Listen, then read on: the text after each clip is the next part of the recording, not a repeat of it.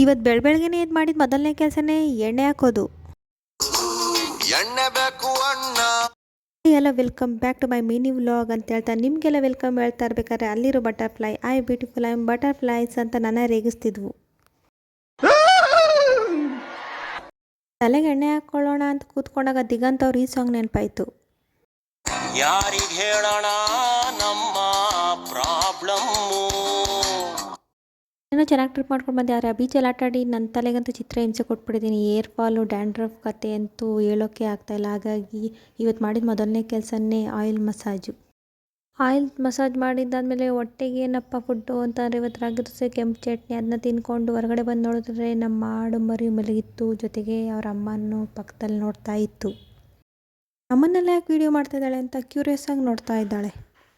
ಇನ್ನು ವೈರಲ್ ಮಾಡೋಕ್ಕೆ ವೀಡಿಯೋ ಮಾಡ್ತಾಯಿದ್ದೀನಿ ಅಂತ ಹೇಳಿ ಈ ಕಡೆ ಬಂದು ನೋಡಿದ್ರೆ ನಮ್ಮ ಅಪ್ಪ 2 ಶೋ ಗಿಡ ತಂದು ನೆಟ್ಟಿದ್ರು. ಅದು ಚಿಗುರುತ್ತಾ ಇದ್ದಾವೆ, ನೀವೇ ನೋಡ್ತಾ ಇರ್ಬೋದು. ಈ ಗಿಡದ ಹೆಸರು ನನಗೆ ಗೊತ್ತಿಲ್ಲ, ನಿಮ್ಗೆ ಗೊತ್ತಿರೋ ಕಮೆಂಟ್ ಮಾಡಿ. ಮತ್ತೆ ಸಿಗುವ ಅಂತ ಹೇಳ್ತಾ ಥ್ಯಾಂಕ್ ಯು ಫಾರ್ ವಾಚಿಂಗ್.